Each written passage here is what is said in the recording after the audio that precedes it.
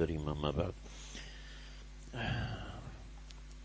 یکم رمضان سے، بلکہ یہ کہوں کہ 27-28 شعبان سے مجھے کئی حضرات کے، ہمارے میمن گوٹ کے بڑے علماء ہیں اور دوسری جگہ کے کئی علماء حضرات، انہوں نے باقاعدہ فون کیے.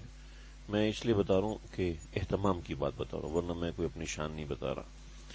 کہ انہوں نے کہا جی ہمیں آخری عشرے میں تم نے وقت دینا ہے، عشاء کے بعد بیان کرنا ہے وغیرہ وغیرہ. مولانا ذوالقرنین ہیں ادھر سے، جہاں میرا ظہر کے بعد مستقل بیان ہوتا تھا وہاں سے. تو ایسے 3-4 لوگوں سے تو میں نے اپنے استاد جی سے مشورہ کیا. میں نے کہا استاد جی تقریباً 4-5 سال ہو گیا میں سیرت کے اوپر کام کر رہا ہوں اور وہ کام مستقل بنیادوں پہ رکا ہوا ہے. تو میں چاہتا ہوں کہ کچھ تھوڑا سا انسان کو تحریک ملتی ہے جب انسان کام کرتا ہے. جب کام آپ کا کتابوں میں بند ہو تو پھر تحریک نہیں ملتی. میں نے کہا کہ سر جی اگر آپ اجازت فرماتے ہیں تو میں دیگر حضرات کو منع کر دوں. جب میں نے منع کرنا شروع کیا تو اور چند ایک لوگوں نے پوچھا. میں نے کہا دیکھو میں 20 تاریخ سے پہلے نہیں بتا سکتا، اور 20 تاریخ کے بعد پھر کچھ استاد جی کی ترتیب ہوتی تھی، ہمارے مفتی صاحب کی، رات کے اندر جاگنے کی، کچھ کام کرنے کی. تو بہرحال یعنی انسان، میں نے اپنی طرف سے سب لوگوں کو منع کر دیا. 4-5 لوگوں نے کہا تھا کہ ختم قرآن پہ بیان کرنے کا. ہمارے علاقے میں ختم قرآن، وہاں پہ میرا بیان ہوتا ہے، بڑی مسجد ہے، تو تقریباً 500-600 آدمی ہوتے ہیں. جہاں اس دن زور کے بعد کیا تھا یہاں بھی اتنی تعداد ہوتی ہے. تو میں نے سب کو منع کیا. میں نے کبھی میں کوشش ہوگی کہ جو ہمارے ساتھی اعتکاف میں بیٹھتے ہیں میں ان کے ساتھ وقت گزاروں، جو 1 گھنٹہ 2 گھنٹہ ہے جو میری مصروفیات سے وقت نکال کے. تو میرا خواہش ہے کہ اپنے اعتکاف والوں کے ساتھ بیٹھوں. لیکن آپ اللہ کا قدرت اور نظام دیکھیں کہ آج اگر میں یہ پلاننگ نہیں کرتا، جیسے بچہ بیمار ہو گیا، اس کو ڈاکٹر کو دکھانا ہی دکھانا، کل پوری رات سویا نہیں، بہت پریشانی ہوئی، تو آج کا درس رہ سکتا تھا. میں اس پہ سوچ رہا تھا کہ دیکھیں اللہ کی قدرت ہے کہ اللہ نے صحیح ٹائم پہ بات ذہن میں ڈال دی کہ تراوی دوسری جگہ پر جہاں ڈاکٹر صاحب کا کلینک ہے اس کے قریب گھر والی ڈاکٹر صاحب کو دکھا لے گی، سے فارغ ہو کے میں ادھر نکل آؤں گا. چنانچہ اللہ کا کرنا ایسا ہوا کہ کچھ تھوڑا سا قرآن بھی مل گیا، مسجد بھی مل گئی، نماز بھی مل گئی اور کچھ یہ بھی مل گیا. تو یعنی جس کام کے لیے ہم نے دوسری بڑی بڑی جگہوں کو چھوڑ دیا تھا، اس کام کو اللہ تعالیٰ چھوٹے سے بچے کے ذریعے چھوڑوا سکتے تھے. ہمارا اختیار نہیں ہے، ہم بے بس ہیں. اللہ ہمیں دکھاتے تمہارا زور نہیں ہے، تم نہیں کر سکتے.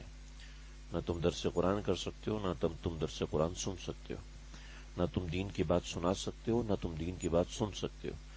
ہم چاہتے ہیں تو سناتے ہو، ہم نہیں چاہتے تو تم نہیں سنا سکتے، ہے نا جی. تو یہ اللہ کی قدرت ہے. انسان کمزور ہے. خلق الانسان ضعیفا، اللہ کہتے ہیں میں نے تمہیں کمزور پیدا کیا. کچھ واقعات باقی ہیں، یہ واقعات بڑی تفصیل رکھتے ہیں، لیکن میں آج کا جو درس ہے اس کے اندر بڑی اہم بات بتانے والا ہوں. اگرچہ ہو سکتا ہے یہ آپ کی دلچسپی سے تعلق نہ رکھتی ہو، لیکن یہ بڑی ہی اہم چیز ہے، بہت ہی اہم چیز ہے. آپ صلی اللہ علیہ وسلم سے صحابہ کرام نے درخواست کی، یا رسول اللہ اب ہمارے علاقے کے لیے دعا کیجیے. تو آپ نے فرمایا کہ اللہم بارک لنا فی یمننا، اے اللہ ہمارے یمن کے اندر برکت عطا فرمائیے.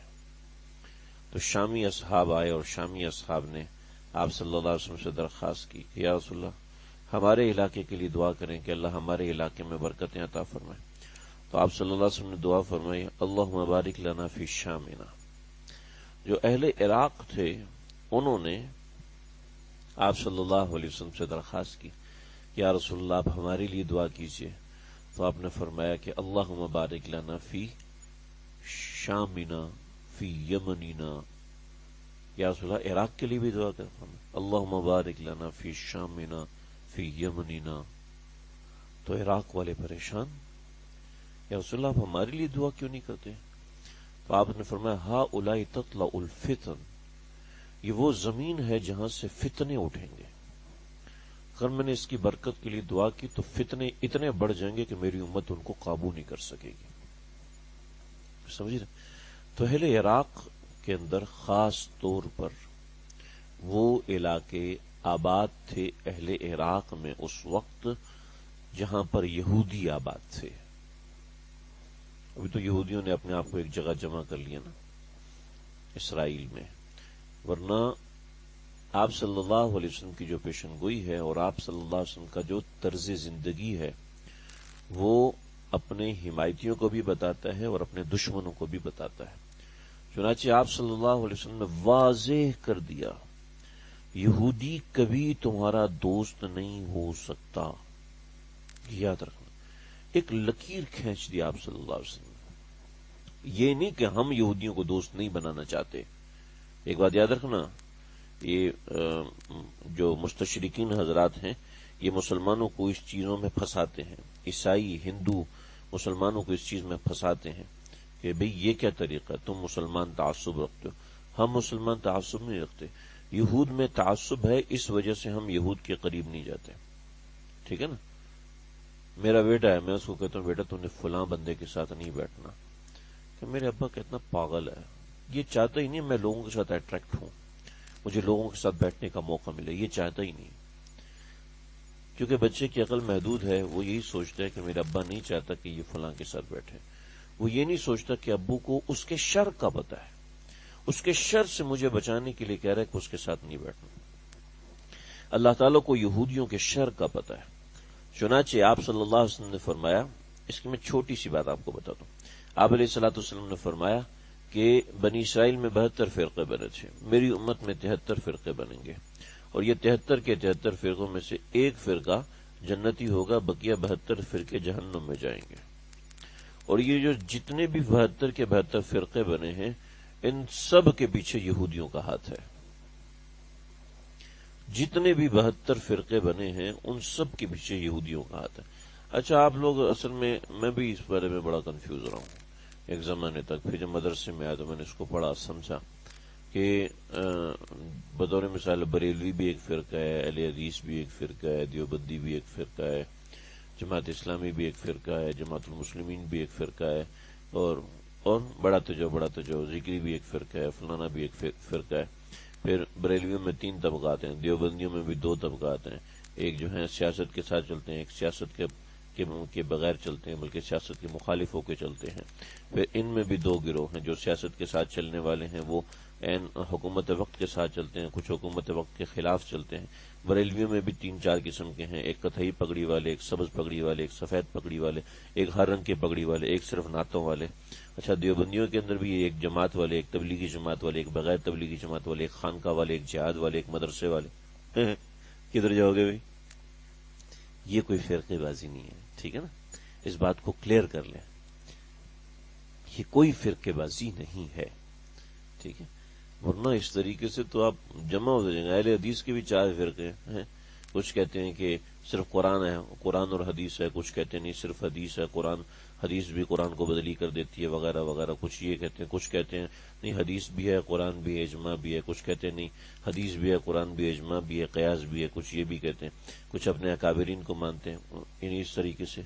تو اس سے آپ ایک سمجھیں فرقہ کس سے کہتے ہیں؟ فرقہ اسے کہتے ہیں جس کے عقائد میں فرق ہو. سمجھ رہے جی؟ جس کے عقائد میں اس نوعیت کی چیز ہو. چنانچہ 72 فرقے بن چکے ہیں. سمجھ رہے جی؟ 72 فرقے بن چکے ہیں. خوارج، روافض، مشبہہ، جبریہ، قدریہ، یہ سارے کے سارے فرقے. پھر خوارج کے اندر 22 فرقے ہیں. ٹھیک ہے؟ روافض کے اندر 12 فرقے ہیں.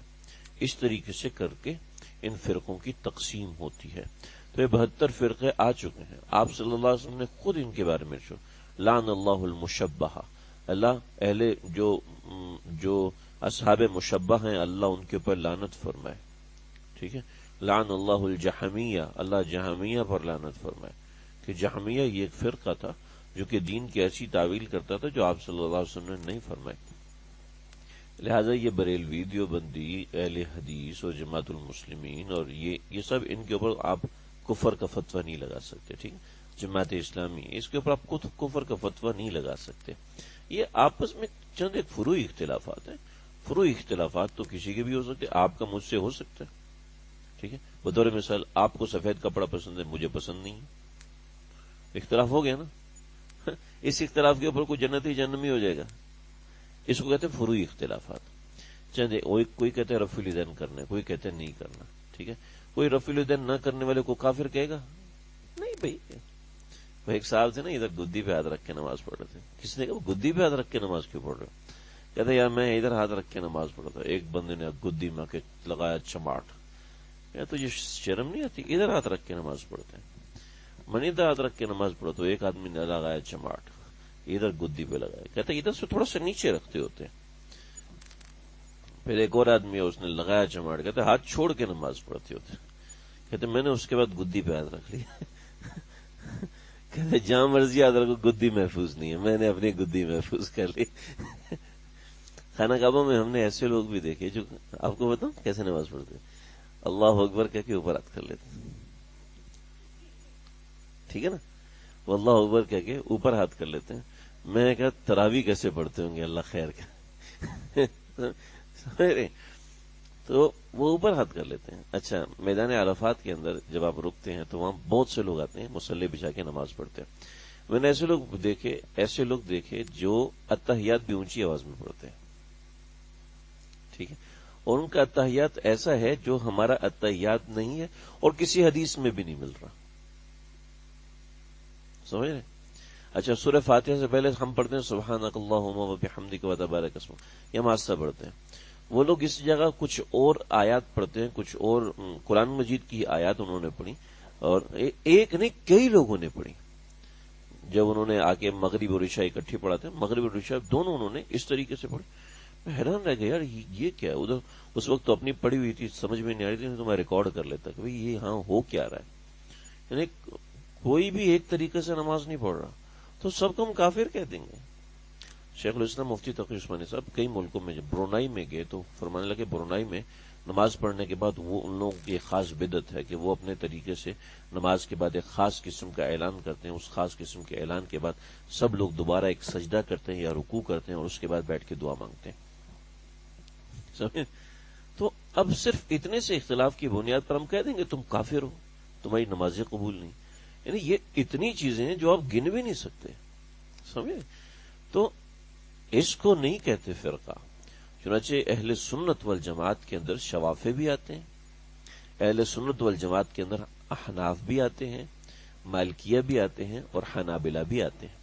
ہو سکتا ہے آپ لوگ یہ لفظی پہلی مرتبہ سن رہے ہو، حنفیہ، شافعیہ، مالکیہ، لیکن اللہ نہ کرے آپ کو کہیں اور سننا پڑے. لیکن اگر کوئی بھی آپ سے کوئی بات کرتا ہے تو آپ کو بات کلیئر ہونی چاہیے کہ صرف میں ہی اکیلا مسلمان نہیں ہوں. ٹھیک ہے نا، یہ میرے دوسرے بھائی یہ بھی مسلمان ہیں. ٹھیک، ان کو کیا ان کے سلام کا جواب ہی نہیں دینا. عجیب اتنی نفرتیں ہمارے درمیان، اللہ حفاظت فرمائے صرف اتنی چھوٹی چھوٹی باتوں کی وجہ سے. تو یہود جو ہے تمام فرقوں کے پیچھے یہودی بیٹھا ہوا ہے. میں اگر ابھی اس کی تاریخ شروع کروں نا تو آپ کا دماغ ہل جائے گا، یار یہ کیا ہے. سب سے پہلے جو فرقہ کھڑا ہوا تو وہ شیعہ کا فرقہ کھڑا ہوا، روافظ. ان کو کھڑا کرنے والا تھا عبداللہ بن سبا. عبداللہ بن سبا یہ یہودی تھا اور یہ یہودیوں کی طرف سے نمائندہ بن کے آیا تھا، اور یہودیوں کی طرف سے نمائندہ بن کے اس نے مسلمانوں کے اندر آیا، اسلام قبول کیا.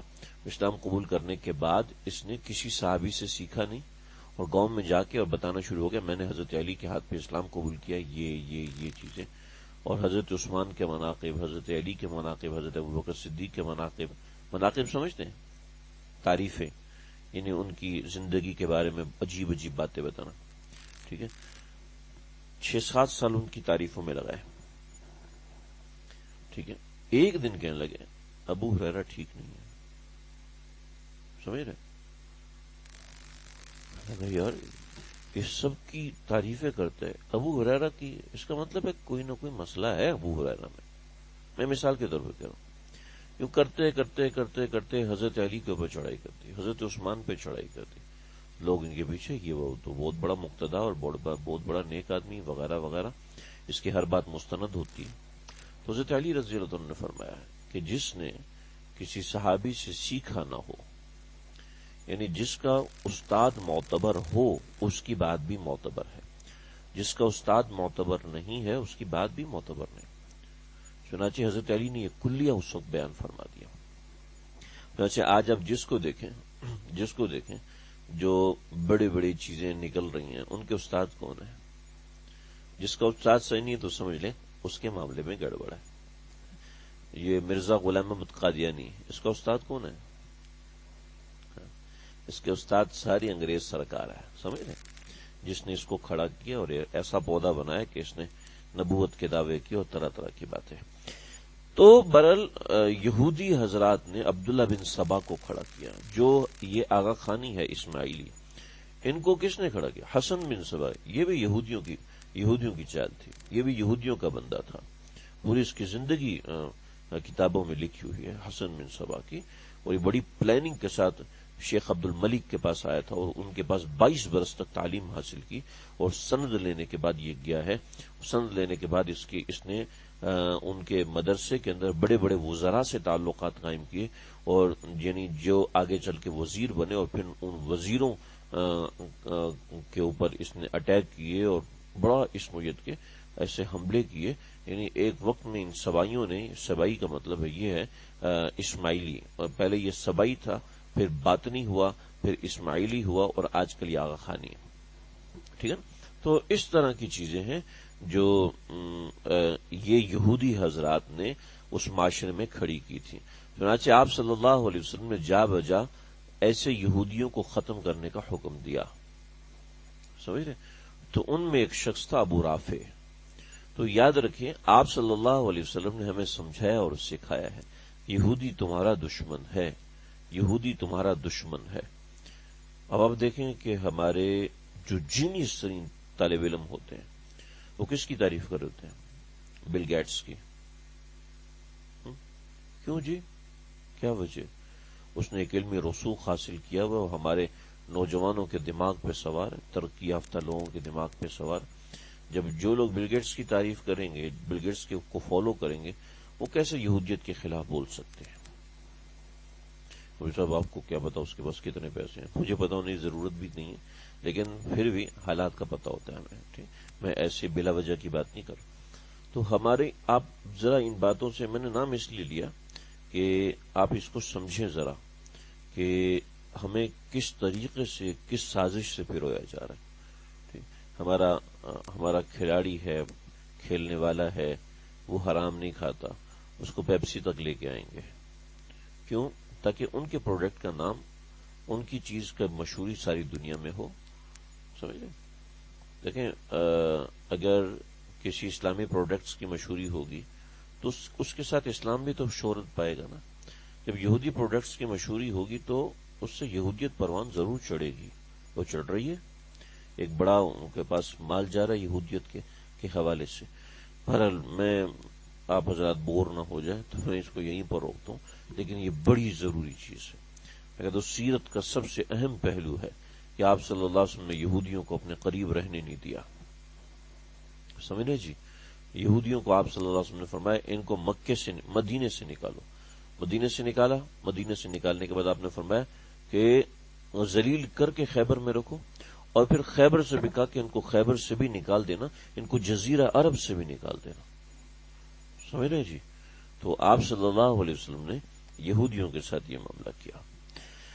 چنانچہ ایک شخص تھا ابو رافع، یہ ابو رافع بہت مالدار یہودی تھا اور آپ صلی اللہ علیہ وسلم کا بہت شدید سخت دشمن تھا، آپ صلی اللہ علیہ وسلم کو طرح طریقے سے اذیتیں پہنچاتا تھا۔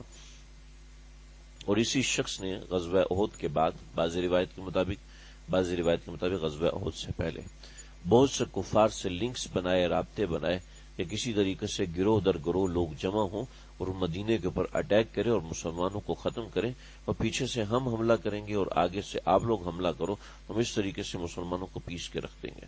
تو اس طریقے سے وہ چندہ بھی اکٹھا کرتا تھا اور پیسے بھی جمع کرتا تھا، لوگوں سے تجارتی مال میں سے پیسے بٹورتا تھا، وصول کرتا تھا کہ ہم نے اس پیسے کے ذریعے سے مسلمانوں پر ایک ایسا حملہ کرنا ہے کہ جس سے مسلمان کسی طریقے سے بچ نہ سکیں۔